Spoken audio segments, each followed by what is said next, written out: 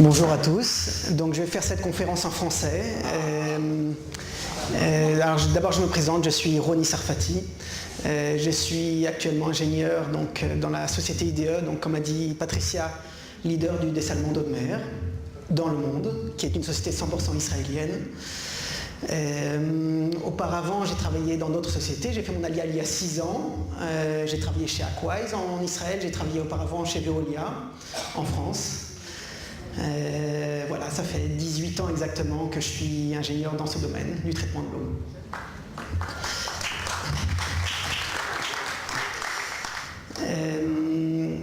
On m'a dit aussi qu'il y aurait éventuellement quelques personnes qui ne parleraient pas le français. Je ne sais pas si c'est le cas. Juste quelques mots en hébreu. אם יש כמה אנשים שלא מבינים צרפתית, אני מצטער כי כל ההרצאה תהיה בצרפתית, אבל כתבתי לפעמים כמה מילים בשורה התחתונה באנגלית, בצבע סגול, כדי שאפשר לדעת פחות או יותר על מה מדובר.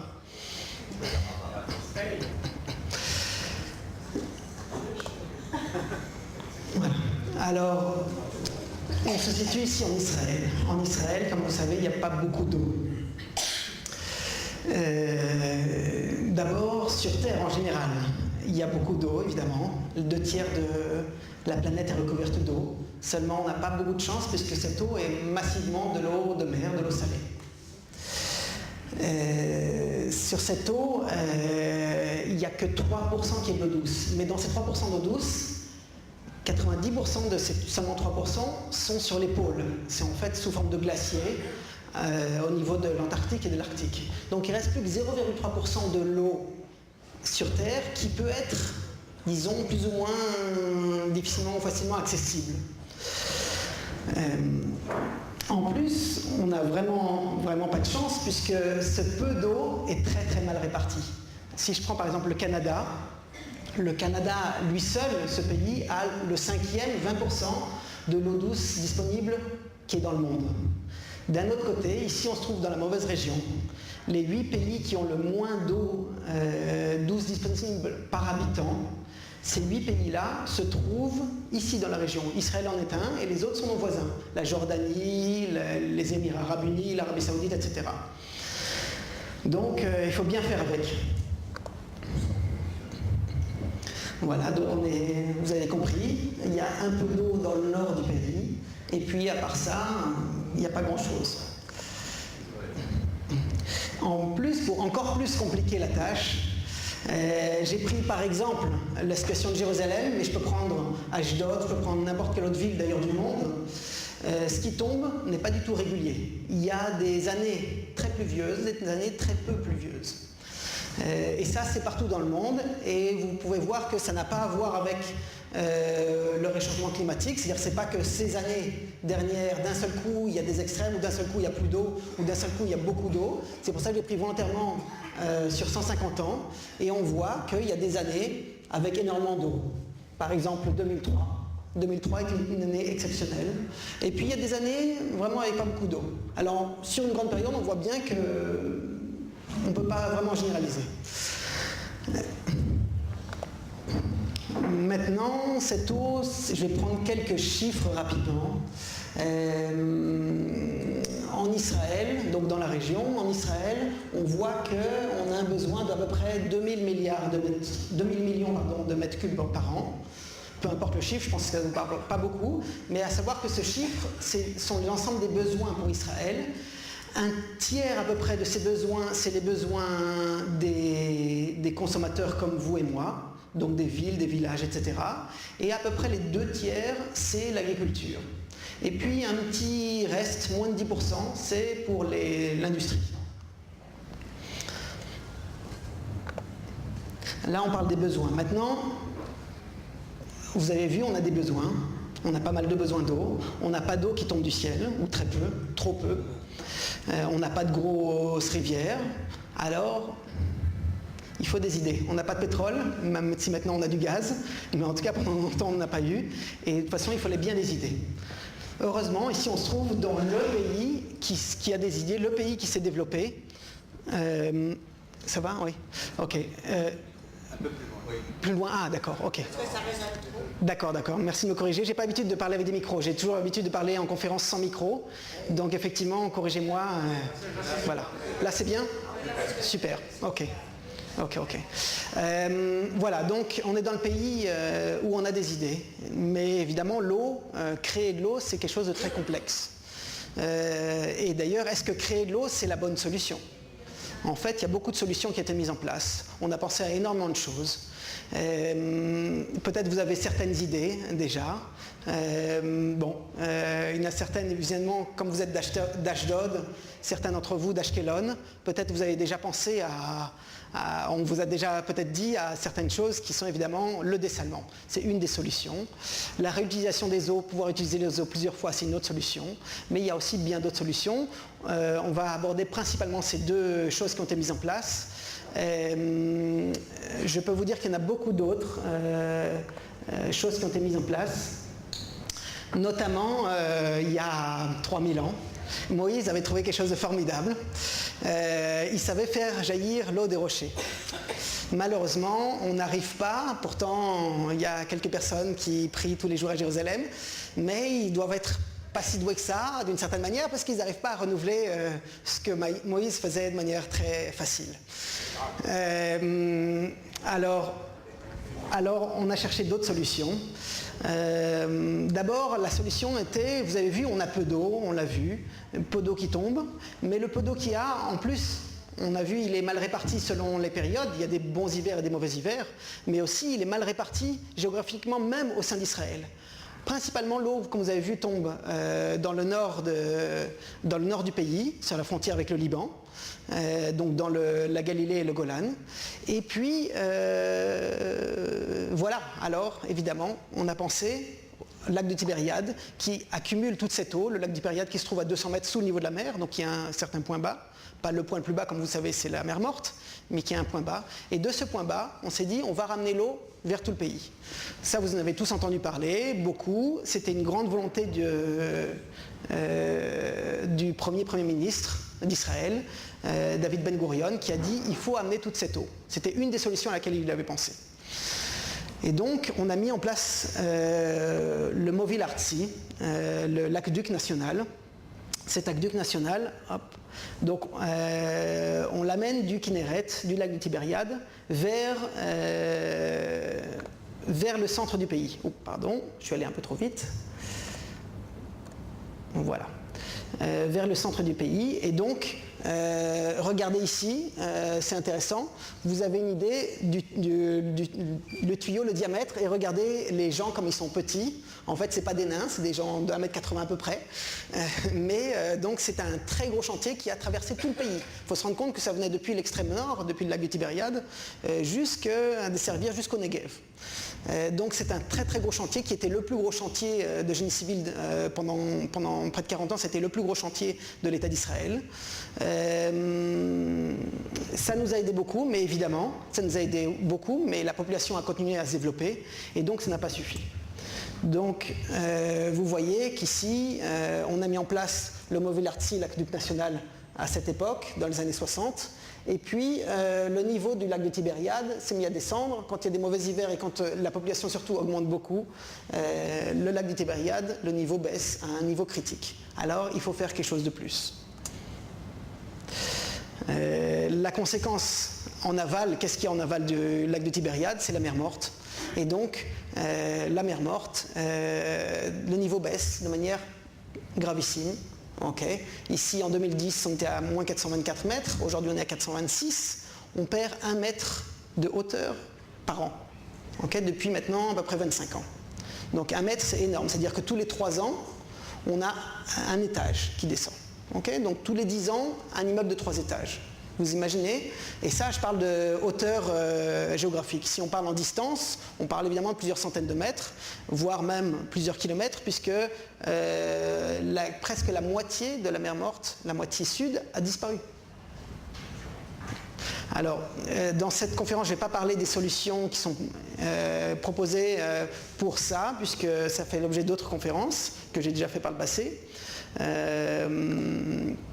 le canal mer Rouge, mer Morte notamment, dont certains ont entendu parler. Voilà, maintenant voyons un autre aspect, le dessalement.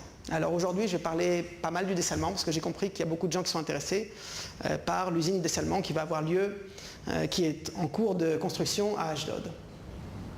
Alors, le dessalement, effectivement, le Premier ministre d'Israël, toujours David Ben Gurion, a dit, il va falloir ramener l'eau du nord vers les milieux urbains qui sont Tel Aviv, Jérusalem et les environs, et aussi vers le Negev où on veut développer l'agriculture. Mais ça ne va pas suffire à un certain moment, vu que la population, on espère qu'elle va grandir, on espère qu'il y aura une grande alliance qui a eu lieu pendant ces nombreuses années. Il faudra aussi arriver à prendre l'eau de la mer. Donc il a tout de suite mis en place un centre de recherche qui était l'ancêtre de ce qui est devenu aujourd'hui la société idéotechnologique, qui était à l'origine une société du gouvernement mise en place par David Ben Gurion. Et il a développé ça.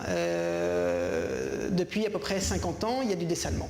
À savoir que la première usine de dessalement d'eau de mer en Israël, qui était plutôt un pilote, a été mise en place ici à Ashdod. Okay, c'était par une technologie totalement différente, il y a 45 ans, technologie thermique, mais elle a marché ici pendant un certain nombre d'années à Ashdod. Donc vous voyez qu'Ashdod est aussi un site historique pour le dessalement en Israël. Donc il y a eu une grosse décision d'investir énormément dans le dessalement. C'est notamment une décision qui a été prise à la fin des années 90 par le gouvernement et qui a dit voilà, maintenant on va investir massivement, on va construire des usines gigantesques en Israël. Alors la première a été construite pas très loin d'ici. Elle a été construite, hop, là je reprends la carte. Voilà, alors je ne parle pas d'Elat, effectivement, j'ai oublié de parler d'Elat. Elat a été construite il y a à peu près 40 ans, puisqu'à Elat, évidemment, il n'y avait pas trop d'autre choix que de dessaler l'eau de mer. Par contre, maintenant je parle des géantes qui ont été décidées donc à la fin des années 90. La première a été construite à Ashkelon. L'usine d'Ashkelon, la construction a commencé en 2002, a fini en 2005, donc depuis 2005, depuis maintenant 8 ans, on a une eau en très très grosse quantité qui est produite à Ashkelon. Quand je dis en très grosse quantité, on parle ici de 118 millions de mètres cubes par an, c'est-à-dire cette eau-là suffit à à fournir de l'eau pour plus d'1 million d'habitants. Okay, entre 1 million, on peut dire à peu près 1,3 million, 1,3 million habitants. Cette usine seule. Okay, donc c'est une usine gigantesque. Pourquoi est-ce qu'elle a été mise la première à Ashkelon? Puisqu'on sait que nos voisins de Gaza ont aussi des problèmes dramatiques. Et que la décision a été prise fin des années 90, l'époque où tout allait bien avec nos voisins palestiniens, les accords d'Oslo étaient tout frais, et donc c'est dit les accords finaux sont très proches, donc dans nos accords finaux on va évidemment aider les Palestiniens avec de l'eau, donc on construit cette usine qui va fournir, qui n'est pas très loin du grand centre urbain de Tel Aviv, dont on peut aujourd'hui considérer qu'Ashdod en fait quasiment partie, et puis en même temps c'est juste à côté de Gaza aussi qu'il y a un grand besoin en eau fraîche. Il y a ensuite le deuxième usine qui a été mise en place, qui était Palmachim, qui était plus petite, 30 par rapport à 118, 30 millions de mètres cubes par an, mais qui a eu 2 extensions, qui est maintenant la dernière extension est en train de se mettre en place et qui va bientôt avoir 90, donc c'était 30, puis 45, puis maintenant 90 millions de mètres cubes par an, c'est-à-dire presque aussi grosse que Ashkelon. La troisième usine, celle de Hadera, est aujourd'hui la plus grosse usine de dessalement d'osmose inverse au monde en fonctionnement. Okay, elle fonctionne depuis 2009. On parle vraiment d'une, vous voyez, pas beaucoup plus grande que les autres, c'est-à-dire qu'elles sont toutes absolument gigantesques, mais c'est aujourd'hui la plus grosse au monde qui est en fonctionnement. Pas pour longtemps, pour encore 2 mois. Pourquoi ? Parce qu'on est en train de construire celle de Sorek qui est presque finie. Donc celle de Sorek qui se trouve donc près de Palmachim, entre Palmachim et Rishon LeZion. Et donc cette usine-là, de 150 millions de mètres cubes par an, donc encore un peu plus grande, est quasiment finie et donc va donner de l'eau pour, donc rien qu'à elle seule, pour plus d'1,5 million d'habitants. Et puis, on est à Ashdod, évidemment. Ashdod, la 5e et ultime de cette vague d'usines. Ça ne veut pas dire qu'il n'y en aura pas de construites à l'avenir. Notamment, il y en a une de projetée près de Naharia, entre Akko et Naharia, mais enfin, celle-là n'est pas encore décidée la date de début de construction, et puis en plus, elle sera quand même pas mal plus petite. Donc Ashdod est la fin d'une série de géantes, et donc je vois qu'il y a une question. Si... Oui. Pourquoi les mettre aussi près les uns des autres et pourquoi les décaler carrément? Alors, d'abord, de manière générale, pour les questions, je vais essayer de répondre au maximum à la fin. Je me doute surtout pour l'usine d'Ashdod, il y aura pas mal de questions. Mais enfin, déjà, je peux répondre. C'est pas si réparti que ça. L'extrême sud de la côte méditerranée, c'est Ashkelon. Okay. L'extrême nord, c'est Neharia. Hadera n'est pas si loin que ça. Donc, au contraire, on a bien dispersé autant qu'on peut. Oui. De 9h à 9h30, c'est le débat, c'est les questions. D'accord, il est quelle heure là? Non, tu avais pas. Bon, ok. Très bien. Donc, parlons un peu. Alors d'abord, toutes ces usines-là ont été faites par BOT. Ce qui correspond à peu près l'équivalent en France du PPP, partenariat public-privé, c'est-à-dire une concession. C'est un peu plus que ça, le BOT, Build, Operate, Transfer, ça veut dire qu'en fait l'État, qui est le client, a décidé, a fait un appel d'offres et a dit à celui qui le remportera, faites-moi une usine, construisez-la, investissez vous-même, donc à l'entreprise privée d'investir elle-même, exploitez-la pendant 25 ans, faites-la tourner pendant 25 ans. Pendant ces 25 ans, faites payer, donc l'entreprise privée fasse payer à l'État un prix du mètre cube, et c'est comme ça que l'entreprise privée se rémunère tout l'investissement qu'ils ont fait à travers les 25 ans d'exploitation. Okay, donc build, l'entreprise construit, operate, l'entreprise exploite en l'occurrence là pendant 25 ans, et ensuite transfert, c'est-à-dire qu'à la fin des 25 ans, l'entreprise prend la clé et la donne à l'État. En disant voilà, maintenant cette usine appartient à l'État, continue à l'exploiter, ou faites un nouvel appel d'offres si vous voulez pour la faire tourner.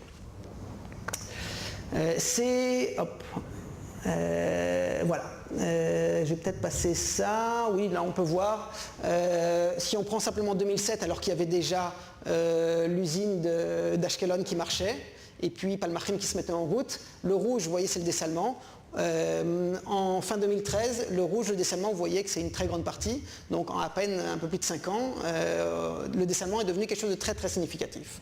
Okay, le reste, donc à peu près égal avec le reste de l'eau potable. Donc la moitié de l'eau potable produite à la fin de cette année, ou début 2014, sera du dessalement. Okay, et l'autre moitié d'autres sources. Okay. Ça, c'est de l'eau non potable qui sert pour l'agriculture. Non potable, mais d'une qualité très élevée quand même. Donc équivalent potable. En fait, on peut la boire. Je l'ai moi-même bu. Donc pour vous dire que c'est... Et je sais ce que je fais, je ne suis pas inconscient. Alors, si on regarde maintenant le coût de l'eau, puisque un des débats qui a eu lieu longtemps, mais qui n'est plus du tout d'actualité, c'était « le dessalement ça coûte cher », même certaines personnes qui n'y comprennent franchement rien disent c'est pour ça qu'en 2010, le coût de l'eau a doublé parce que le dessalement est arrivé. Ça n'a vraiment rien à voir. Si je compare l'eau qui vient du Kinneret et l'eau dessalée, aujourd'hui, l'eau dessalée en moyenne, okay, en moyenne, ça coûte 2,50 shekels, à peu près le mètre cube, donc les 1000 litres. Et pour la faire venir du Kinneret, c'est à peu près le même prix. Il y a environ 20 agourotes d'écart, c'est-à-dire rien du tout. Okay, quand on sait que le prix total d'eau, on le paye à peu près 10 shekels, okay, en moyenne. En fait, on paye 8 shekels en dessous d'une certaine quantité et 12 à peu près au-delà. Donc, quand on parle de 20 agourotes, c'est pas ça qui fait qu'un prix de l'eau va augmenter ou pas. Okay, ou ça augmente, oui, mais de 20 agourotes. Donc c'est intéressant de voir ça, c'est intéressant, la plupart d'entre vous évidemment, si ce n'est la totalité d'entre vous, viennent de France. Donc pour avoir une idée, en France aujourd'hui, l'eau coûte à peu près le double de ce que ça coûte aujourd'hui en Israël. Okay, donc c'est intéressant de voir ça. Vous voyez aussi le prix de l'eau en bouteille. Okay, on parle de mètre cube. Mètre cube, ça veut dire 1000 litres. L'eau en bouteille, on ne la vend pas par 1000 litres, on la vend par litre et demi. Okay, donc évidemment, on a un prix de l'eau à 100 fois plus quand elle est en bouteille. À quoi bon boire de l'eau en bouteille? Si, pour le plaisir de payer cher. Okay. Voilà, donc j'en viens aux usines. Donc vous voyez, Ashkelon, puisque à chaque fois on développe de la technologie, on fait toujours de mieux en mieux. Et donc le prix, quand j'ai dit 2,50 shekels, c'est une moyenne. Vous pouvez voir que l'usine de Sorek est même revient moins cher même que de pomper l'eau dans le Kinneret. Okay, à 2,19 shekels. Donc vous voyez vraiment qu'on est à des très faibles prix. J'ai pas mis ici Ashdod. Ashdod, je ne sais plus s'il est à 2,30 ou à 2,40, il est un petit peu plus cher que Sorek. Enfin, on reste dans les mêmes ordres de grandeur. Sorek qui produit 150 millions de mètres cubes par an, c'est la plus grosse, 2,19 shekels. Clairement, le coût n'est plus un enjeu du tout. Et ça, grâce à la technologie israélienne. C'est vrai qu'il faut le dire, IDE, le leader mondial du dessalement d'eau de mer, société encore une fois 100% israélienne, est toujours celle qui innove. Et vous pouvez voir que les moins chers, qui sont Ashkelon, en son temps, c'était une révolution. Ashkelon en son temps était une révolution par rapport à ce qui se faisait avant. Le prix a été cassé et ça a été remporté par IDE en partenariat avec d'ailleurs une société française, Veolia, mais le partenaire technologique était IDE. Donc a fait un prix qui était beaucoup moins cher qu'avant. IDE, l'israélien, a de nouveau rapporté celui de Hadera et non pas celle de Palmachim. Vous voyez que le prix a encore baissé parce qu'on a trouvé des nouvelles solutions. Et puis IDE a remporté aussi l'usine de Sorek. Okay, donc avec un prix encore moins cher. À chaque fois, puisque c'est après, donc on trouve encore de nouvelles idées, de nouvelles technologies pour faire un dessalement encore moins consommateur d'électricité, donc l'électricité étant le premier coût du dessalement, donc moins cher au total. Pourquoi Ashdod est légèrement, bien qu'il ne soit pas cher non plus, il est légèrement plus cher que Sorek. Pour l'anecdote, IDE dessalement pourtant a répondu toujours par appel d'offres ouvert dans lequel il y avait concurrence avec le monde entier, les Français, les Espagnols, etc., qui sont aussi forts en dessalement, mais moins que nous. IDE a toujours été le meilleur, le moins cher. Donc IDE a remporté à chaque fois, quasiment, à part le petit de Palmachim. Et puis l'État a dit, nous, on ne veut pas un monopole, donc on va faire, pour soi-disant ouvrir la concurrence, on va faire une concurrence, mais on va interdire IDE. Alors, ils se sont dit c'est pas très légal. Ils se disent bon d'accord, dans ce cas-là on ne fait pas d'appel d'offres du tout, on donne à Mekorot. Mekorot, société d'État, on a le droit. Donc il n'y a pas eu d'appel d'offres pour Ashdod, ça a été donné à Mekorot, Mekorot Izoum. Mekorot Izoum donc a eu le BOT pour 25 ans, donné par l'État. Mais l'État a dit évidemment, vous nous faites un prix, Sorek, l'appel d'offres de Sorek est tombé à peu près en même temps que Ashdod. Vous nous faites un prix similaire à Sorek, il n'y a pas de raison. Ashdod a répondu avec un prix qui était d'abord de 2,80 shekels à peu près. Alors, il dit, mais pourquoi? IDE fait la même chose pour beaucoup moins cher. Alors, il dit, revoyez votre copie. La copie a été revue plusieurs fois. Le prix est baissé à chaque fois. Il voyait comment faire. Et puis finalement, encore une fois, le prix, je ne sais plus s'il est à 2,30 shekels ou à 2,40 shekels. Un des deux, il faudrait que je vérifie. Mais enfin, un de ces deux chiffres-là. Et donc, qui reste un petit peu supérieur à Sorek, mais proche. Mekorot, qui est un exploitant, mais qui n'est pas un constructeur d'usine, a fait lui-même un appel d'offres ensuite, mais uniquement pour la construction, pas pour le BOT, uniquement pour la construction, un appel d'offres ouvert. IDE a répondu. IDE, une nouvelle fois, a été le moins cher. Donc uniquement à ce moment-là pour la construction. Mais l'État a dit, oh ben non, on n'a pas fait d'appel d'offres pour que ce ne soit pas IDE, ça ne va pas être finalement IDE qui va faire la construction. Donc IDE a été écarté.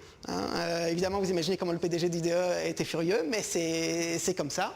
Puis on dit, pour ouvrir la concurrence, on exclut des partenaires. Et donc c'est un groupement mené par des Espagnols qui a remporté la construction. Donc la construction est en cours, qui est bientôt finie. En février prochain, la construction sera finie et l'usine va pleinement fonctionner. Voilà, alors donc cette usine va pleinement fonctionner. Donc on m'a demandé de parler en particulier de cette usine, évidemment, puisqu'ici j'ai affaire à un public principalement habitant à Ashdod et ses environs. Donc d'abord, où est-ce qu'elle se trouve cette usine? Elle se trouve Rehov Haneft, qui se trouve dans Azor Atasiya Tzafon. Okay. Si vous connaissez bien cette Azor Atasiya, cette zone industrielle, c'est juste après le Beit Zikuk, juste après la raffinerie, on continue et c'est sur la droite. Okay. Donc là, c'est donc cette usine qui est en construction depuis 2 ans à peu près, depuis 1 an et demi, qui va être finie donc qui sera finie en février 2014. Et donc, comme j'ai dit, l'exploitant sera Mekorot Izium. Mekorot Izium, en fait, c'est Mekorot, c'est une filiale 100% de Mekorot. Il y aura près de 50 employés. Okay, un peu plus de 45. Ces employés, il y en a de toutes sortes. Évidemment, on a besoin surtout d'ingénieurs en mécanique, en électricité. Ça, c'est des métiers très recherchés. Mais on a besoin de tout ce qu'il faut pour faire marcher une usine. Okay, c'est une usine qui marchera au 3-8, comme à peu près toujours les usines d'eau. Et puis, sachez, pour ceux qui cherchent du travail, qui sont ici dans les environs, c'est pour ça que j'en parle donc, que le fait d'habiter à Ashdod ou proche d'Ashdod est un atout très très important. J'ai été moi-même directeur d'une usine de traitement de l'eau, une grosse usine à peu près similaire, pas dans le dessalement, dans le traitement des eaux usées, mais enfin c'était une usine de la même taille, en région parisienne pour Veolia, et je peux vous dire qu'en tant qu'ancien directeur d'usine, habiter proche est extrêmement important. Pourquoi ? Parce qu'une usine de traitement de l'eau, c'est pas comme une usine qui fabrique autre chose. L'eau, on en a besoin 24 heures sur 24. Donc l'usine fonctionne 24 heures sur 24. Donc évidemment, la nuit, on a moins de personnel. Okay, et le jour plus. Mais justement, puisqu'on a moins de personnel, il faut être prêt à intervenir à tout moment. Donc quand on a du personnel dont on sait qu'ils peuvent intervenir s'il y a besoin, s'il y a une urgence, sous 5 minutes parce qu'ils habitent à 5 minutes, ou disons 8 parce qu'il faut 3 minutes pour enlever pour mettre ses habits au-dessus de son pyjama, et ben c'est un atout important par rapport à quelqu'un qui habite évidemment beaucoup plus loin. Donc sachez utiliser cet atout pour ceux qui habitent proches et qui cherchent du travail, ou ceux qui sont intéressés pour changer de travail, ou à vos enfants pour ceux qui sont plus seniors. C'est vraiment un atout pour vous d'avoir une telle usine qui est bientôt finie d'être construite. Si vous êtes intéressé, je vous donnerai les coordonnées de Mekorot Izium, donc qui est l'employeur donc de ces personnes. Voilà, à savoir évidemment, quand je parle des 50 personnes, je parle d'emplois directs, c'est-à-dire de gens qui sont sur le site. Et évidemment, une telle usine qui est à la pointe de la technologie mondiale, qui est une des plus grosses usines au monde. Hein. Okay, c'est un peu moins grand que Sorek, mais là on parle de ces usines-là, Hadera, Sorek, Ashdod, Ashkelon, qui sont des usines parmi les plus grosses au monde, okay, même les plus grosses au monde. Donc on parle de référence mondiale, et qui est ici à Ashdod un équipement stratégique pour l'ensemble du pays, évidemment, comme les quelques autres usines. Donc ça aussi, ça génère des emplois indirects aussi, et puis ça génère beaucoup d'intérêt pour la ville d'Ashdod. Par exemple, je ne vais pas développer au niveau technologique, mais il y a plein de choses à dire intéressantes sur cette usine, spécifiques à cette usine.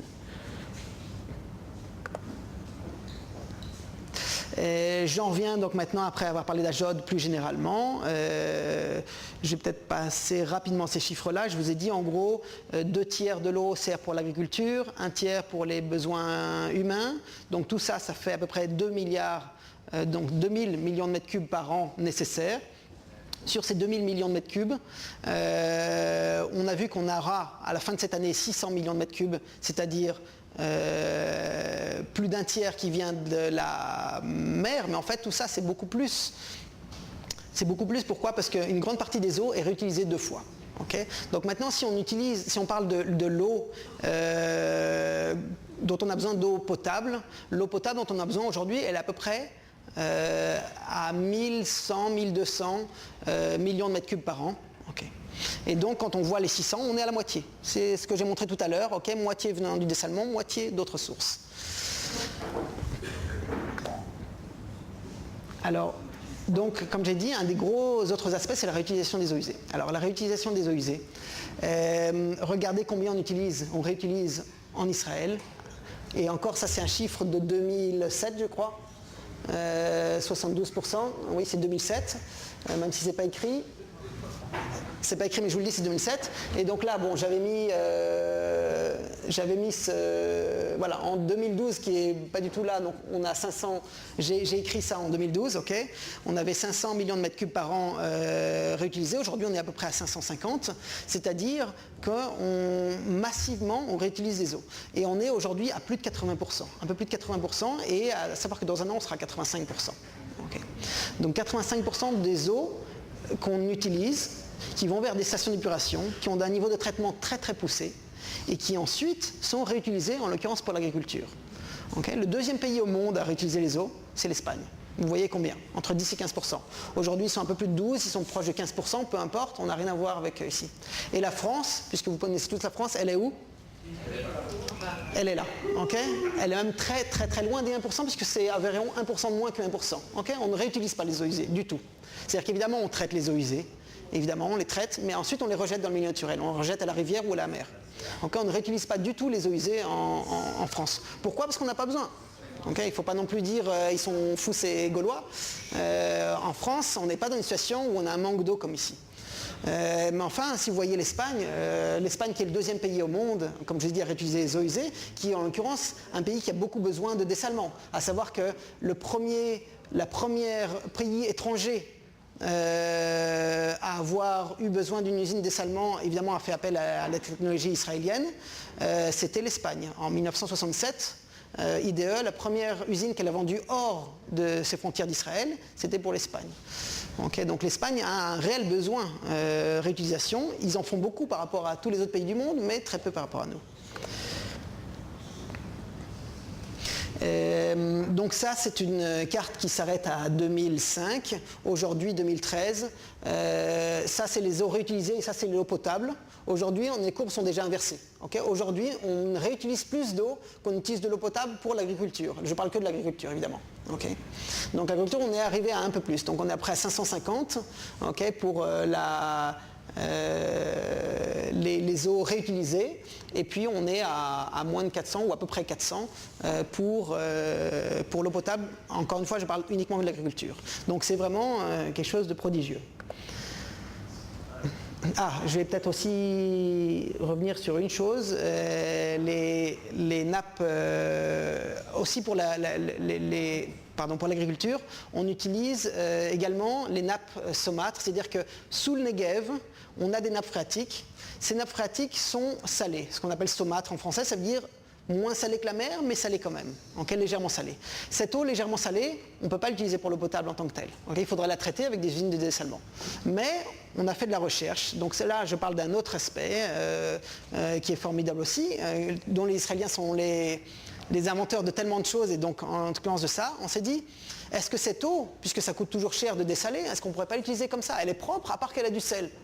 Et donc il y a eu de la recherche dans le domaine de l'agronomie, de l'agriculture, on a découvert qu'effectivement il y a pas mal de plantes qui peuvent bien boire cette eau. Et même on s'est aperçu que certaines, par exemple des tomates, poussent mieux, plus vite, et donne encore des meilleurs fruits et plus vite avec cette eau saumâtre plutôt qu'une eau classique dessalée.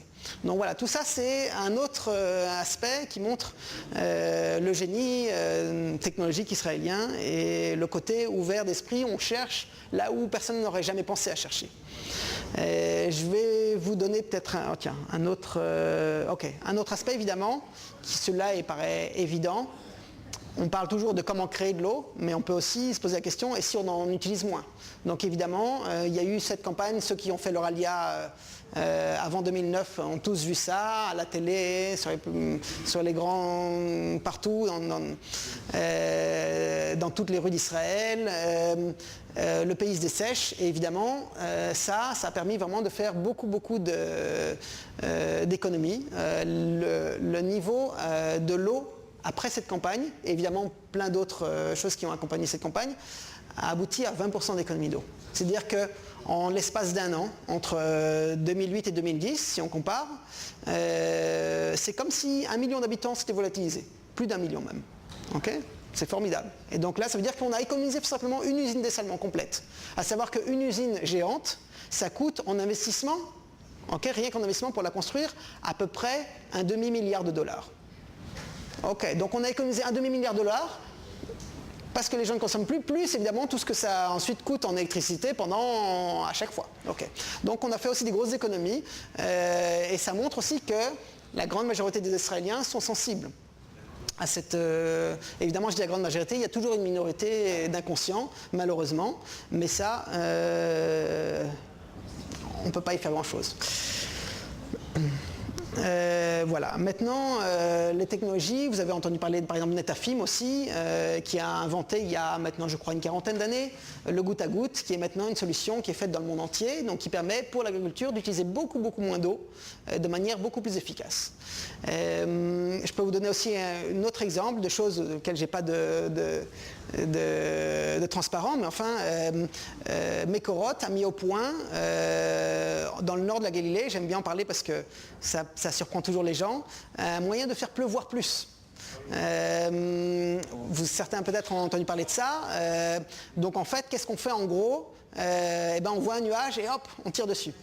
Et donc le nuage se met à pleuvoir. C'est à peu près ça, ok? C'est pas tout à fait comme ça, mais c'est l'idée et on le fait avec des avions qui vont effectivement dans les nuages, qui sont bien choisis effectivement les nuages, qui sont choisis le bon type de nuage au bon moment, au bon endroit, etc. Et donc on arrive à faire que certains nuages qui continueraient sans faire pleuvoir en Israël, on augmente comme ça, d'après Mekorot, à peu près 15% de plus de pluviométrie là où évidemment on le fait, c'est-à-dire en l'occurrence c'est en Galilée. Comme ça l'eau tombe et l'eau tombe proche du Kinneret et donc ça coule dans le Kinneret qu'on réutilise ensuite pour l'eau potable. À savoir donc le Kinneret, je voudrais dire aussi après le dessalement, après la réutilisation des eaux usées, etc.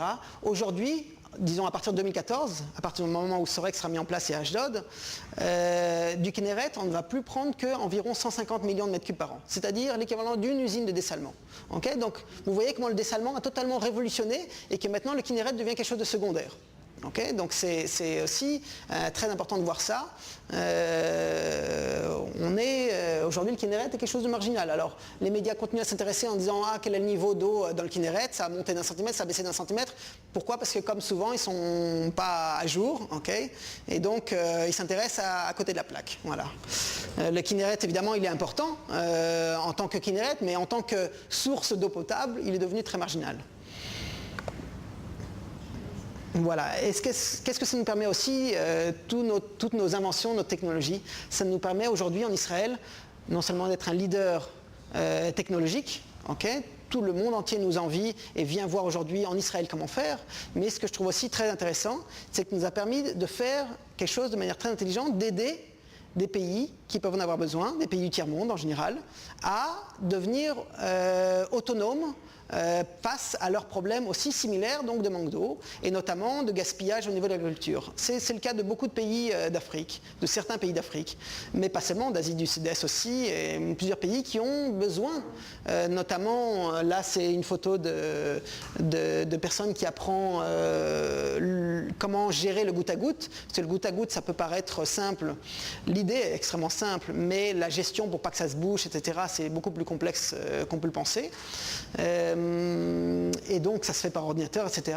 Et donc ce qu'on fait, c'est qu'on ne va pas comme trop souvent en France j'entendais les Éthiopiens meurent, achetons des kilos de riz et envoyons-les.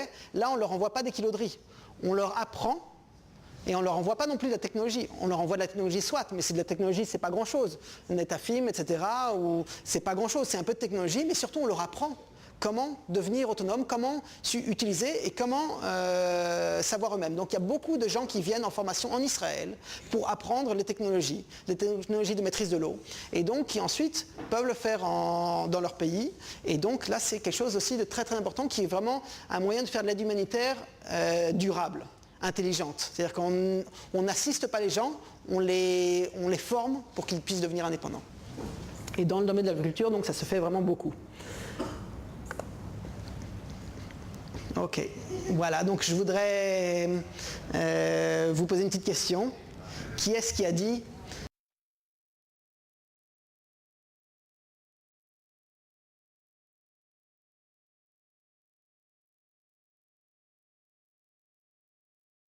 c'est une chance que nous n'avons pas de pétrole en Israël. Donc c'est une grande personnalité israélienne. Okay, c'est une chance que nous n'avons pas de pétrole en Israël. Il l'a dit en hébreu ou en anglais, je ne sais plus. Grâce à cela, nous avons dû travailler dur, être créatifs pour construire notre État. Sinon, nous aurions sans doute été un pays de paresseux. Non, non, non. Je vous aide, c'est plus récent que ça. Shimon Peres, très bien. Voilà. Donc Shimon Peres, prix Nobel de la paix, c'est ce qu'il dit, et évidemment notre président de l'État d'Israël. Il a dit ça à une réunion de Gvaïm, d'ailleurs je sais qu'il y a un représentant de Gvaïm ici, à une réunion où j'étais. Voilà, Shimon Peres qui a beaucoup d'humour évidemment, mais surtout qui savait dire juste, puisque à l'époque on ne savait pas encore qu'on avait du gaz. Okay, c'était en 2009, c'était juste avant qu'on découvre le gaz.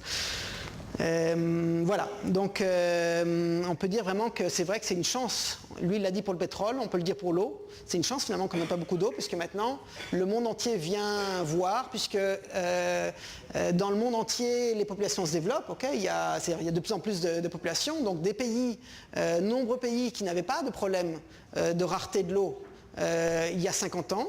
Alors que nous, en Israël, on avait déjà ce gros problème, ont maintenant aujourd'hui ces problèmes, plein de pays, et donc ils viennent aujourd'hui en Israël pour apprendre, pour savoir, pour comprendre comment Israël a fait pour le miracle israélien de l'eau. Eh bien, c'est pas du tout un miracle, c'est la chokhma israélienne, c'est-à-dire la capacité à innover, à remettre en cause les choses et à trouver des idées créatives, des idées, quand on dit, comme j'aime à dire, faire pleuvoir plus. Si on le disait ailleurs en France, on dirait bon allez, retourne chez toi, allez, t'es gentil, fais un petit tour à l'hôpital psychiatrique. Et bien ici en Israël on dit ah oui, et comment? Vas-y, montre-nous. Et il y a des gens qui le montrent. Voilà, donc j'ai déjà fait des conférences aussi j'ai fait pas mal de conférences, souvent dans le domaine de l'eau en Israël. J'en ai fait aussi dans des domaines qui sont l'eau, le volet eau sur le volet eau de la paix avec les Palestiniens, avec les Jordaniens, les traités de paix, etc. Qu'est-ce qui a été mis en place. C'est pas l'objet évidemment de la conférence d'aujourd'hui, mais enfin, je voulais remettre ça dans la conclusion, que l'eau, ça peut être une source de dialogue, et on le voit très clairement dans le traité de paix avec la Jordanie, qui tient sur 4 pages, quelque chose qui aurait dû être d'une complexité incroyable et qui finalement a été résolu très simplement, parce que quand on veut, et là on voit bien le roi de Jordanie qui le voulait et Rabin qui le voulait, quand on le veut, et Pérez aussi, et ben on peut arriver à un accord de paix qui marche très bien, ça fait maintenant 19 ans qu'il est très bien tenu, et dont il y a 2 grands bénéficiaires qui sont et la Jordanie et Israël, tout le monde est bénéficiaire. Et évidemment l'eau est également source de développement technologique, comme j'ai expliqué aujourd'hui. Merci.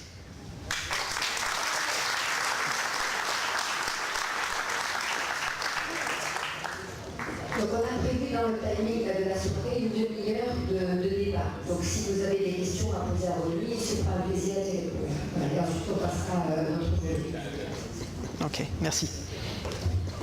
Oui, les questions. Au niveau micro, peut-être que je peux donner celui-là, il y en a un autre, mais le fil, qu'est-ce que vous en pensez? Non. Ok, alors je répéterai peut-être la question pour que ce soit entendu. Ouais. Oui. Attends, là-bas derrière. La Chine, bon, d'accord. Oui. La Chine s'intéresse pour l'eau. Oui. Aujourd'hui, le leader du dessalement d'eau de mer en Chine, IDE, la société israélienne, okay, qui, voilà, bon, je ne vais pas développer, mais enfin, il y a une très grosse usine à Tianjin, qui est un port au nord de la Chine, qui a une très très grosse usine construite par les Israéliens, qui a eu donc une première usine, qui a eu une extension, et qui, donc on parle aujourd'hui d'une 3e extension. Et voilà. Quelques milliards. Évidemment, en Chine on parle de beaucoup d'habitants, très grand territoire, donc quand c'est des besoins qui sont au bord de la mer, évidemment on ne peut pas faire le dessalement pour loin dans les terres, mais enfin quand c'est au bord de la mer, évidemment le dessalement est formidable, et tous les Chinois savent que la référence mondiale en dessalement c'est IDE. Il y a une teneur. Attendez, oui, ok, oui, je vais d'abord prendre la question là-bas, oui. S'il vous plaît, finalement l'eau qu'on arrive à dessaler, elle n'arrive pas d'une manière, d'une façon à 100% potable dans les robinets des consommateurs. Pourquoi Alors, ne pas imaginer que l'eau arrive directement, qu'on puisse la consommer au lieu de mettre des filtres ou prendre des bouteilles chez... Alors oui, je vais répondre à la question. Alors en fait, la question est, d'une certaine manière, je la reformule un peu différemment. Est-ce que l'eau qui sort des usines dessalement est potable ou pas? Et si oui, pourquoi on ne l'utilise pas tout de suite? En fait, est-ce qu'on l'utilise tout de suite? Alors, le dessalement d'eau de mer, enlever les minéraux, c'est enlever le sel de l'eau, c'est la chose la plus difficile qui soit. C'est-à-dire que pour pouvoir enlever le sel, il faut absolument tout enlever et faire de l'eau ultra pure. Il faut faire de l'eau ultra pure. Donc il y a en gros deux technologies, deux grandes familles de technologies. En fait, il y en a plus que ça, mais deux principales grandes familles de technologies. Une, celle qui est massivement utilisée en Israël, qui est l'osmose inverse. Cette technologie-là, en gros, d'abord, on enlève tout sauf le sel, et ensuite, ça passe par des membranes spéciales, des membranes d'osmose inverse, qui permettent de retenir le sel. Donc à la sortie, on a une eau ultra pure, c'est-à-dire une eau de qualité eau distillée, c'est-à-dire une eau tellement pure qu'elle ne peut pas être bue. Pourquoi elle ne peut pas être bue? Parce que le corps a besoin d'échanges d'ions. Donc elle a besoin qu'elle ne soit pas totalement pure. Donc l'eau est tellement pure qu'avant la fin, c'est-à-dire la dernière étape d'une usine de dessalement, c'est qu'on a tout enlevé et donc on remet à la fin une partie des minéraux. Puisque sinon elle serait trop pure pour pouvoir être bue. Donc c'est vous dire à quel point l'eau est d'une extrêmement bonne qualité quand elle est dessalée. Trop bonne qualité, donc on rajoute évidemment quelques minéraux, en l'occurrence du calcium, et ensuite on la met au réseau. Donc on la met au réseau, c'est-à-dire qu'elle est mise en sortie d'usine dans le réseau de Mekorot qui a un réseau collectif qui prend les eaux et des usines de dessalement, et du lac de Kinneret, et des nappes phréatiques. On n'a pas parlé tellement aujourd'hui de nappes phréatiques, mais évidemment il y a plusieurs nappes phréatiques, et on en prend aussi de là-bas. Donc toutes ces eaux sont mélangées. Évidemment, à Ashdod, Ashkelon, on a plus d'eau en proportion dessalée que d'eau pas dessalée. À l'inverse, en Galilée, on a un peu plus d'eau peut-être du Kinneret. Mais là j'ai parlé des chiffres moyens au niveau de... Et en tout cas, toutes ces eaux sont mélangées dans les tuyaux gérés par Mekorot. Voilà. Vous n'avez pas répondu à ma question. Ah, alors j'ai pas... Oui. On ne peut pas boire directement l'eau traitée au robinet. Oui, je pense avoir répondu. En quoi j'ai pas répondu? Alors, est-ce que vous pouvez reformuler autrement? Je pense avoir...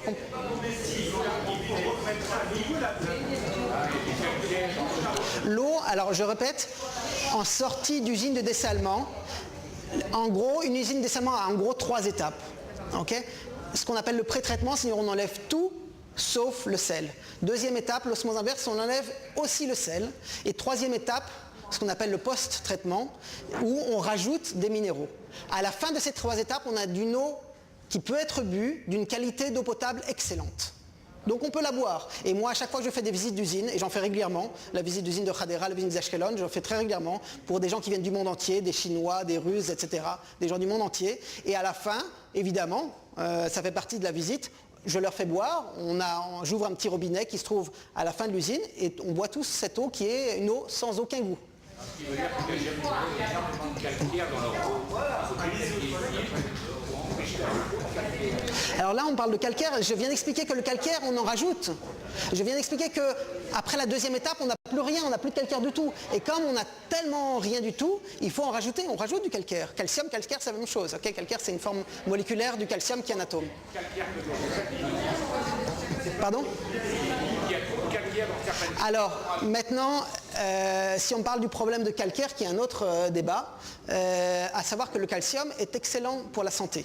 Il est très très très bon pour la santé. Plus il y en a, mieux c'est pour la santé. Maintenant, c'est pas bon pour les machines à laver et c'est pas bon pour le kumkum, les chauffe-eau, puisque c'est pas que c'est pas bon pour la santé, c'est simplement que ça fait un dépôt blanc, le fameux dépôt blanc, mais c'est pas un problème de santé, c'est un problème de résistance, voilà.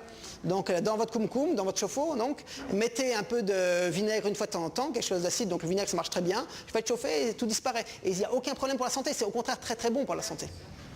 Ok. Oui. Les fruits et légumes issus de l'arrosage par recyclé peuvent-ils avoir le label organique bio? Je ne suis pas un expert dans les labels. Donc ça, il faut lire dans le label. Donc la question est sur le label organique. Est-ce que, je reformule pour que ça soit bien entendu, est-ce que les eaux, les fruits comme les oranges, etc., qui ont de l'eau réutilisé après évidemment traitement très poussé et de très bonne qualité, est-ce qu'il peut avoir le label organique ou pas? Donc ma réponse est que je ne sais pas, puisque d'un point de vue santé organique, d'un point de vue absolu, bien sûr qu'il est d'une excellente qualité, il n'y a aucun problème. Maintenant, un label c'est un label, on écrit les critères qu'on veut dedans, donc peut-être ça correspond à un label et peut-être pas à un autre, ou peut-être à tous, ou peut-être à aucun, je ne sais pas ce qui est écrit précisément dans les labels. Quels sont les critères pour avoir disposé des labels? Oui, Par exemple, pardon. le gaz, on va prendre beaucoup moins de pétrole, si j'ai bien compris. Oui, Les usines de traitement des eaux consomment énormément d'électricité. oui. Si on a du gaz, on voit que le pétrole, ça risque pas de faire baisser les prix. Alors ça c'est une question pour les experts en électricité. Effectivement, ça c'est un problème purement électrique. Est-ce que maintenant qu'en Israël, l'Israël produit du gaz, est-ce qu'on aura donc forcément besoin de moins de pétrole? Je dis pas du tout, mais moins, et c'est évident. Et donc, voire peut-être pas du tout à terme, ça je sais pas, encore une fois je suis pas expert dans l'électricité. Est-ce que le prix va pas baisser? C'est tout à fait possible que le prix baisse. Maintenant il faut savoir que dans le prix conçu, dans les BOT, dans les prix qui sont conçus et en accord avec l'État, ce ne sont pas des prix fixes, ce sont un prix fixe qui est lié à des index. Évidemment, il y a l'index, il y a en partie le prix de l'électricité et le prix de la main-d'œuvre, le prix etc., avec des proportions qui correspondent aux proportions réelles. Donc évidemment, si on a une baisse de l'électricité, on peut s'attendre à qu'il puisse y avoir une baisse du coût de dessalement, puisque à peu près 2/3 du coût de dessalement, tout compris sur 25 ans, quand on voit sur 25 ans, y compris l'investissement, dont j'ai dit une usine c'est presque à 2 milliards de dollars, y compris l'investissement, y compris toute l'exploitation, la maintenance, etc., l'électricité reste à peu près les 2/3 du prix de l'usine de dessalement. Okay, du coût de l'eau dessalée, pardon. Donc ça reste quelque chose de substantiel, évidemment. Donc évidemment, par exemple, c'est intéressant de voir pour Ashdod. Ashdod, donc comme j'ai dit, en février prochain, 2014, donc l'usine va commencer à plein régime. À ce moment-là, elle sera située après à 1,5 km de la centrale électrique d'Ashdod. Pendant 2 ans à peu près, elle va marcher avec cette centrale qui va l'alimenter. Et ensuite, ils ont prévu de construire une usine de dessalement, c'est-à-dire qu'il y aura une usine de dessalement qui sera construire une usine électrique. Donc il y aura une usine électrique qui sera dans l'usine de dessalement, okay, qui sera uniquement pour desservir les besoins d'électricité de l'usine de dessalement. Donc cette usine de dessalement sera autonome en termes d'électricité et qui est en l'occurrence une usine électrique au gaz. Voilà. Ce qui est déjà le cas par exemple à Ashkelon. Ashkelon c'est aussi une usine propre qui se trouve dans l'usine de dessalement, voilà, qui est au gaz aussi d'ailleurs, et qui marche depuis 2005. Oui. Quels sont les marchés prospectés par IDE? Et vous parlez des 8 pays qui sont en membre dans la région. Et certains autres pays sont prospectés. Y a-t-il des... Alors, IDE, qui est une société qui a bientôt 50 ans, a déjà vendu dans 40 pays des usines de dessalement. Donc 40 pays, donc vraiment dans le monde entier, au total 400 usines de dessalement d'eau de mer. Okay, donc IDE est déjà dans le monde entier. Alors vous parlez en particulier des 7 autres pays qui sont dans la région. Malheureusement dans la région, beaucoup de pays sont des pays qui ne veulent pas faire du commerce avec Israël. Nous on aimerait bien vendre à toute personne qui a besoin, mais donc en général on ne vend pas par exemple en Arabie Saoudite et au Koweït et aux Émirats Arabes Unis, parce qu'ils ne veulent pas, nous on voudrait bien évidemment. Donc on vend dans le reste du monde, au Chili, en Espagne, en Italie, en Grèce, en Chine, en Inde, en Australie, au Pérou, aux États-Unis, etc., etc., etc. Vous le dites dans vos conférences, parce qu'on parle souvent de boycott, et vous le dites dans vos conférences quand vous êtes en Europe, vous allez demander. Alors, oui, bien sûr, je ne cache pas du tout. IDE, on parle de boycott, eh ben, je peux vous garantir que tous les pays, à part les quelques pays de la région qui ne veulent pas commercer avec Israël, tous les autres pays n'ont aucun problème quand il s'agit d'avoir la meilleure technologie, la plus efficace, la plus économique et la plus fiable. Eh ben, il n'y a pas de raison, avec une société, un pays qui est sérieux, qui est fiable et qui va garantir un service après-vente fiable, il n'y a aucune raison de dire non. Les gens sont pragmatiques dans le monde entier. Est-ce que les Émirats utilisent oui. Alors les Émirats Arabes Unis par exemple utilisent les 2 types de technologies, 2 familles en fait, il y en a un peu plus mais je parle de 2 familles, thermique et osmose inverse, surtout du thermique. Chacune a ses avantages et ses inconvénients. IDE par exemple est leader dans les 2, okay, dans le thermique et dans l'osmose inverse, c'est-à-dire il fait les plus gros au monde en osmose inverse sans faire la plus grosse quantité, mais ils font les plus gros au monde en osmose inverse, et en thermique, ils font le plus au monde et le plus gros au monde. Ils utilisent surtout le thermique. Le thermique, chacun a ses avantages et ses inconvénients. L'avantage de l'osmose inverse, donc comme c'est fait dans les très grosses usines d'Israël, c'est que ça dépense beaucoup moins d'énergie électrique, à peu près 4 fois moins. Okay, donc vraiment beaucoup moins. L'avantage du thermique est que ça peut absorber à peu près n'importe quelle eau. c'est extrêmement fiable. C'est-à-dire que si on a, par exemple, comme en Inde, une eau de mer qui est très très polluée par le Gange ou toutes les autres rivières qui polluent jusqu'à plusieurs kilomètres au large des côtes, et là on a une eau qui est très variable en termes de qualité, on va préférer du thermique, et ce qu'on vend en Inde, c'est surtout du thermique, même si on a aussi vendu de la sonde inverse, mais on vend surtout du thermique parce que c'est bien adapté à un pays qui doit avoir un dessalement fiable, peu importe la qualité de l'eau. Oui. Au cours de votre présentation, vous avez montré 2 fois cette photo de gauche. Celle-là? Oui. Ah, d'accord. Donc voilà. Là, dans l'autre, je montre les 2 technologies de dessalement. Là, c'était un, le dessalement, et l'autre, hop, je reviens. Voilà. Hop. Je suis allé un peu trop loin. Voilà. Ici, on est, je pense que c'est une photo de, ça peut être d'Ashkelon, je crois que c'est d'Ashkelon, l'usine de dessalement d'Ashkelon. Donc là, on est dans une usine d'osmose inverse. Donc là, on est dans l'étape osmose inverse, c'est-à-dire les membranes, les fameuses membranes qui enlèvent le sel.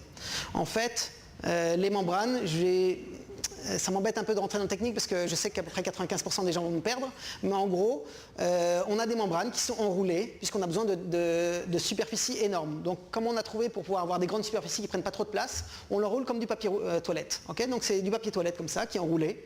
Et donc tous ces papiers toilettes sont enroulés et sont mis dans ces tubes. Okay, donc ces tubes font, c'est comme un papier toilette mais qui fait 8 mètres de long. Okay, donc on a des tubes de 8 mètres de long et on en a des centaines de milliers. Okay, puisqu'on parle d'usines gigantesques, on a des centaines de milliers qu'on empile les uns au-dessus des autres ou les uns à côté des autres. Là, on n'a pas un bonhomme, mais un bonhomme, il fait à peu près cette taille-là. Okay, et ça monte un peu plus haut. Bon, évidemment, on a une très grosse usine, donc on a besoin. Et puis, il y a plusieurs salles comme ça. Il y a des salles et des salles. Okay. Ici, on est dans des usines thermiques. Okay, donc, celle-là, c'est celle, je crois, de Tianjin, donc en Chine. Ici, donc en gros, le principe thermique, c'est un principe où, un peu comme la casserole d'eau, okay, à savoir que quand vous avez de l'eau salée dans votre casserole, vous faites évaporer, la vapeur, c'est de l'eau évaporée, donc sans sel. Okay, le sel reste dans la casserole. Okay, donc c'est le principe qu'on fait. C'est le principe qu'on fait, on évapore et ensuite évidemment on distille, on fait condenser cette vapeur et ça devient de l'eau douce, de l'eau distillée. Évidemment c'est très consommateur d'électricité, donc pour qu'on en consomme moins, quand on fait refroidir l'eau, quand on repasse de la vapeur à l'eau, okay, cette chaleur qui est de nouveau libérée, on l'utilise pour réchauffer de nouveau. Et on fait comme ça plusieurs fois. C'est pour ça que ça fait des choses, là on ne se rend pas compte, mais un bonhomme il serait tout petit. Hein. Là le diamètre c'est à peu près 5 mètres de diamètre. Okay. Et là on ne se rend pas bien compte, mais c'est la longueur c'est à peu près, ça peut être 100 mètres. Okay, de long, okay, chacune. Donc pourquoi c'est long? Parce que justement, à chaque fois qu'on fait refroidir, on récupère cette chaleur et on la transmet à l'étape suivante. Donc c'est ce qu'on appelle ici un MED en anglais, Multi-Effect Distillation, puisque c'est plusieurs effets, c'est-à-dire plusieurs fois on le fait. Et ici on est dans des cas où on est, je crois, à 14 fois dans chacun. Okay, donc à chaque fois qu'on chauffe une fois, en fait on chauffe 14 fois. Et vous avez le dessalement et la désalinisation. Alors ça c'était pour nos... Alors voilà, d'une part ça c'était pour, j'avais expliqué en début de conférence, pour nos amis qui ne parlent pas bien le français, j'ai mis en violet en bas, en anglais, donc c'est desalination. Maintenant c'est quand même une bonne remarque, puisque en français on peut dire 2 mots qui sont tous les 2 dans le dictionnaire tout à fait corrects, le dessalement comme c'est écrit là-haut, et la désalinisation. Donc pas comme c'est écrit, mais la désalinisation qui est aussi un synonyme. Oui? Les sels qui sont enlevés de l'eau sont servis après pour les industries et qu'il faut tout le redonner. Alors, ça c'est une question que j'ai souvent. Aujourd'hui, d'un point de vue technique, on peut le faire. Maintenant, on ne le fait pas du tout et vous allez vite comprendre pourquoi. C'est absolument pas économiquement viable. Pourquoi? D'abord, plusieurs choses. D'abord, je ne sais pas si ça vaut le peine de rentrer dans les détails. Ça vous intéresse ou pas de savoir pourquoi? Vite fait, ok, vite fait. D'abord, la quantité de sel qui serait produite serait énorme. Ok, je vais reprendre une usine comme Ashdod, 100 millions de mètres cubes par an, ça fait à peu près 500 000 mètres cubes par jour d'eau. Okay. Ces 500 000 mètres cubes par jour d'eau, il y a 4% c'est du sel. Okay. Donc on est tout de suite à 20 000 tonnes par jour. Okay. Donc un smirmork immense qui fait 60 tonnes, okay, il en faudrait 500 chaque jour. Okay, donc qu'est-ce qu'on ferait de ce sel? Première réponse. Deuxième réponse, aujourd'hui pour faire de l'eau dessalée, on prend de l'eau de mer, on en prend disons 2 litres à peu près, on prend à peu près 2 litres. De ces 2 litres, on en fait 1 litre d'eau douce et 1 litre d'eau avec 2 fois plus de sel qu'on rejette à la mer. Okay. Donc on le concentre mais que de 2 fois. Pour arriver à utiliser le sel, il faudrait concentrer. Encore une fois, j'ai dit on sait le faire techniquement, mais ça nous demande énormément d'énergie, énormément d'efforts, des coûts énormes. Okay. Donc des coûts énormes pour un intérêt très faible, donc évidemment on ne le fait pas. Donc on ramène, voilà. Cette eau hyper salée, est-ce qu'elle a des conséquences sur la bonne? Alors, cette eau 2 fois plus salée, donc on la prend à 4%, on la met à 7,5%. Elle n'a pas d'impact, c'est-à-dire qu'elle a un impact, c'est mesuré de manière très précise et suivi, elle a un impact sur à peu près 10, 15, 20 mètres. Okay, sur la faune et la flore. Donc évidemment, sur ce qui se trouve en sortie du tuyau, il y a un très léger impact. Maintenant, à 50-100 mètres, il n'y a aucune incidence. Donc on n'est pas du tout dans des problèmes, il n'y a pas de problème à ce niveau-là. Voilà. La quantité d'eau qu'on va consommer, c'est-à-dire que la mer va devenir salée ou comment? Alors, encore une fois, il faut se rendre compte des proportions. La mer, c'est énorme. Et ce qu'on consomme, même si le monde entier, même si les 7 milliards aujourd'hui et 20 milliards demain d'habitants utiliseraient uniquement de l'eau dessalée, les océans sont tels, c'est ce que j'ai montré au tout début, que ça n'aurait aucun impact, sauf si évidemment on rejetait tous au même endroit. Mais enfin, comme la Terre est répartie à peu près plus ou moins, disons, uniformément de gens, il n'y a pas ce problème. D'autres questions? Oui.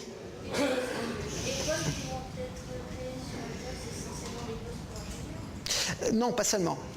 Alors, sur Ashdod, alors, la question, c'est quels sont les types de postes créés sur l'usine de dessalement d'Ashdod. Voilà, donc, alors, c'est pas seulement des postes d'ingénieurs. Bien sûr, on a besoin d'ingénieurs, de bons ingénieurs. Mais pas seulement. On a besoin d'abord d'opérateurs aussi, pas mal d'opérateurs spécialisés. Donc, même si des gens n'ont pas cette formation, ils peuvent apprendre, on a besoin de gens dynamiques. On a besoin de gens d'informaticiens, on a besoin... non, il y a pas mal de postes. Tous les postes qui sont nécessaires dans une usine en général, finalement. Quelques postes plus spécifiques, mais c'est surtout des postes d'ingénieurs en général, c'est-à-dire des ingénieurs en électricité, il y a plein d'électricité, des ingénieurs en mécanique, il y a plein d'équipements électromécaniques. Pardon ? Des postes qualifiés surtout, mais pas seulement. D'abord, il y a besoin aussi de personnel administratif.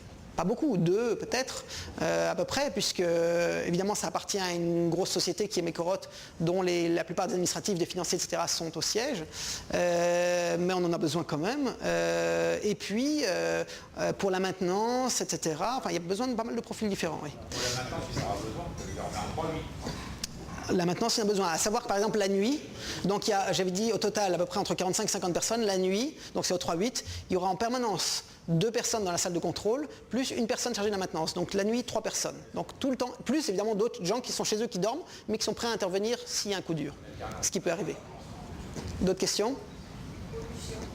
Oui. Pardon? Pollution. La pollution, c'est-à-dire, c'est pas une question? Est-ce que l'usine pollue? Est-ce que l'usine pollue? Est-ce que l'usine dessalement pollue? C'est ça la question? Oui. D'accord. Alors, une usine dessalement, comme j'ai dit, au niveau de... On prend principalement l'eau, on rejette de l'eau 2 fois plus concentrée, ça j'ai déjà répondu, que ce n'est pas un problème environnemental, puisque c'est simplement la même eau, à la même température, simplement qui est 2 fois plus concentrée et qui se redilue très vite dans la mer. Maintenant, pour le pré-traitement, on utilise un petit peu de produits chimiques, mais dans des quantités très faibles, puisque principalement, le procédé est physique. Okay, est principalement physique et le chimique est à la marge. À savoir que le pré-traitement de Ashdod est différent du pré-traitement des autres usines. Pour les experts qui comprennent ce que je dis, c'est de l'ultrafiltration. Pour les autres, c'est pas grave. Donc c'est un procédé un peu différent.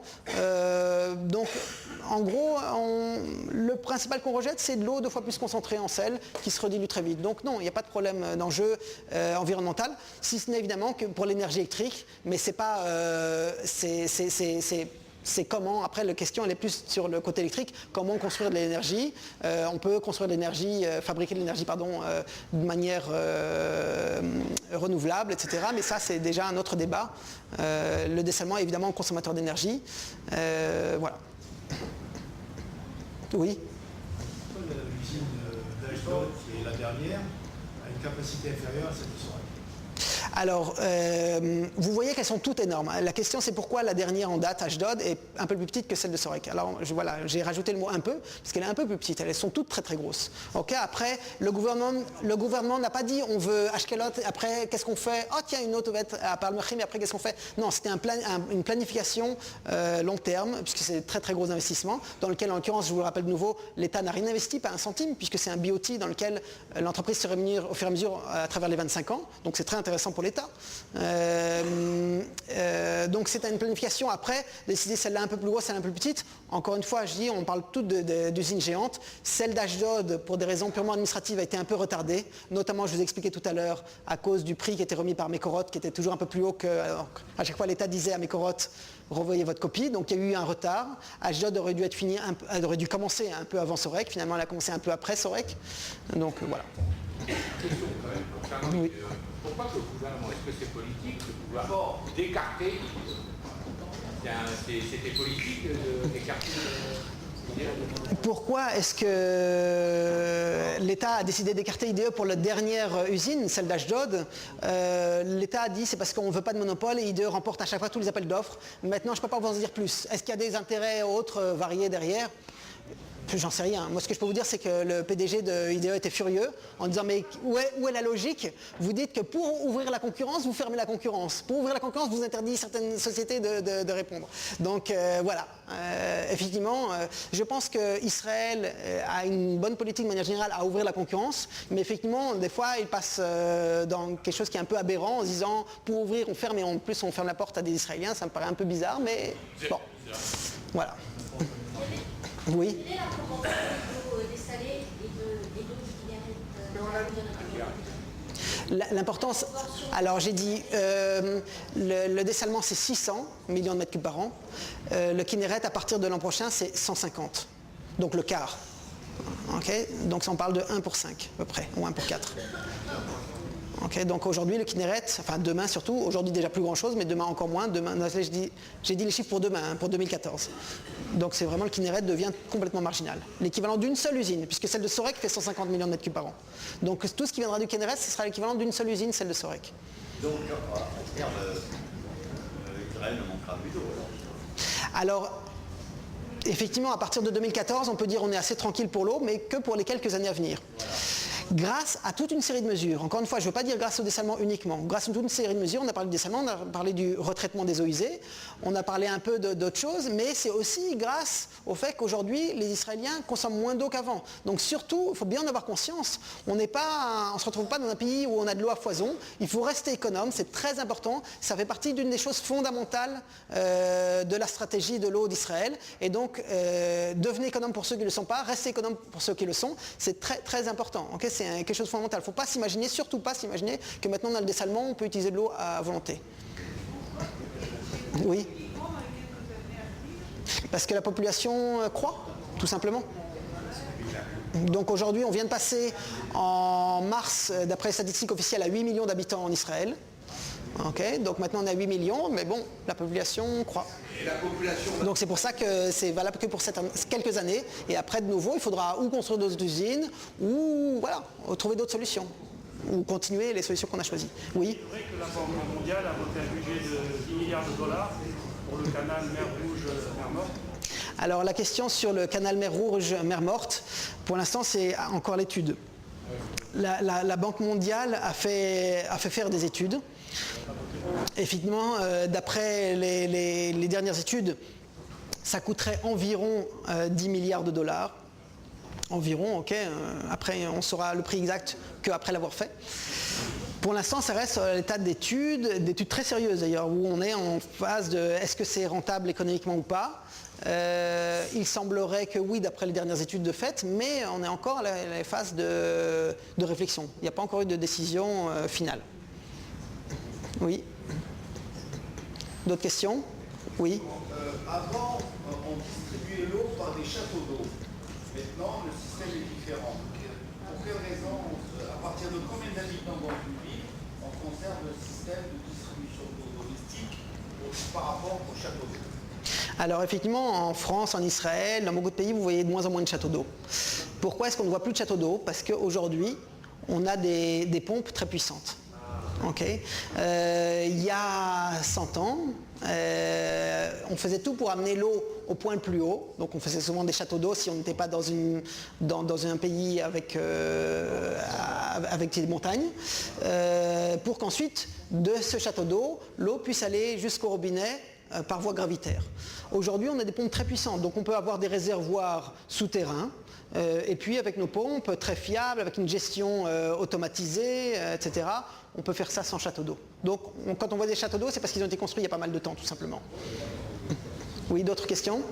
Oui. Vous avez dit que IDE était le leader de cette technologie, de ces marchés, mais est-ce qu'il y a un concurrent qui pourrait lui faire de l'ombre et quelle nationalité est-il? Alors il y a plein de concurrents. D'abord, avant tout, les concurrents sont israéliens. Et les Israéliens sont forts, donc il y a d'autres concurrents israéliens. Il y a par exemple GES, qui est une filiale qui s'appelait avant Tambour Ecology, donc qui est une filiale de Tambour, ceux qui font la peinture, etc. Il y a Nirosoft, qui se trouve en Galilée, qui eux sont très spécialisés dans les petites usines de dessalement, petites et moyennes, qui en vendent dans le monde entier. Il y a aussi, il y en a plusieurs. Il y a Odis aussi qui fait ça. Bref, il y en a. Tout ça c'est des Israéliens. Maintenant il n'y a pas que des Israéliens. Les Français et les Espagnols notamment sont forts là-dedans. Mais il y en a d'autres. Aujourd'hui il y en a de plus en plus dans le monde entier qui font du dessalement. Le dessalement est connu aujourd'hui et est su par énormément de pays. Là je parle juste des grands leaders. Donc grands leaders c'est vraiment Israéliens, Français, Espagnols sont forts. Mais il y a plein, notamment dans les technologies par membrane, donc par osmose inverse, se font dans... Au moins maintenant 50 pays savent faire ça. Des sociétés, il y en a des centaines qui savent faire ça aujourd'hui. Des centaines. Donc il y en a beaucoup, il y a beaucoup de concurrence. Maintenant, pourquoi est-ce qu'IDE remporte les marchés? Parce qu'elle est toujours en train d'innover, a toujours des technologies, des nouveaux patents pour faire encore plus économique, encore plus efficace. Voilà. Plus efficace. Donc plus efficace, donc moins cher. Voilà. Oui. Les Américains. Oui, d'accord. Ok, après je vais prendre ici. Les Américains. Aussi, si, j'ai dit, il y a plus d'une centaine de compagnies, y compris les Américains, oui, bien sûr, dans beaucoup de pays aujourd'hui, beaucoup de sociétés du monde entier font du dessalement, oui, bien sûr. À savoir, par exemple, là, IDE vient de signer la plus grosse usine de dessalement d'eau de mer des États-Unis, il a signé il y a 4 mois, à San Diego, donc ça y est, la construction commence maintenant. C'est toujours, quand on a besoin de vraiment du super efficace, c'est-à-dire pour des grosses usines, l'efficacité, la rentabilité est importante, donc là, c'est généralement les Israéliens qui le remportent. Oui, une question ici. L'an dernier, nous avons reçu le patron des patrons des entreprises françaises, oui. et qui est un ami du PDG de Veolia, qui disait, je ne comprends pas, à l'image de ce qui se passe en Europe, il y a des salons industriels qui sont liés à la technologie du pays, de la région, la foire d'Andalousie à Nord, la foire pour ceci, etc., qui est liée à une technologie bien précise. Comment se fait-il qu'en Israël, il n'y ait pas, par exemple, quel serait pour la Sahara, le salon mondial du traitement de l'eau, et comme il y avait alors, novembre 2013. Vous poserez bien au maire de l'aider pour qu'il y ait, est-ce que c'est utopique? Novembre 2013, Tel Aviv, par des expositions, depuis déjà maintenant près d'une dizaine d'années, en tout cas au moins depuis 6 ans que j'ai fait mon alia, il y a un très grand salon qui s'appelle WATEC, qui a lieu une fois tous les 2 ans à Tel Aviv. Donc le salon des technologies de l'eau, qui est un salon israélien, auquel beaucoup de gens du monde entier viennent. Il y a des délégations vraiment du monde entier, et ils viennent, ça a lieu une fois tous les 2 ans. Vous avez de la chance, c'est cette année. Ça aura lieu en novembre. Allez sur le site de WATEC, W-A-T-E-C. Cherchez WATEC Israël, vous trouverez ça. Ceux qui s'intéressent effectivement au domaine, à travailler dans le domaine, ne ratez pas ce rendez-vous. C'est une référence vraiment mondiale. À savoir que vous noterez cette année, si vous y allez, que IDE n'y sera pas. Pourquoi? Parce qu'il y a au même moment en Chine aussi un salon sur l'eau. Et donc IDE a fait le choix, dit bon, Finalement, en Israël, on est tellement connu qu'on va se passer du salon, tant pis. Donc, contrairement à il y a 2 ans où ils avaient un stand immense comme à chaque fois, cette fois-ci, ils ne seront pas du tout. Ils se sont dit, on veut du prestigieux ou rien, on est IDE. Donc, IDE ne sera pas, mais enfin, vous aurez tous les autres. Et voilà. Donc, ne ratez pas ce salon-là. Alors, je vais juste prendre la dernière question parce qu'on me dit qu'il va falloir ensuite... oui. Alors, attendez. Oui, là-bas. Oui. Je voudrais poser une question peut-être naïve. Que fait-on du sel récupéré? J'ai répondu tout à l'heure, on ne récupère pas le sel. C'est bon, c'est bon. Ok, j'ai répondu tout à l'heure, on ne récupère pas le sel, ok, de ces usines-là. J'ai expliqué pourquoi. C'est pas la question. Ah. C'est pas la question. J'ai bien compris comment vous avez pour l'extrait.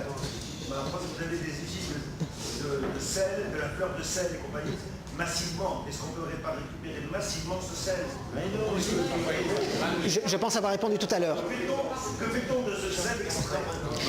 J'ai répondu tout à l'heure, vous demanderez à votre collègue. Pour ne pas perdre de temps, malheureusement je ne peux pas répéter.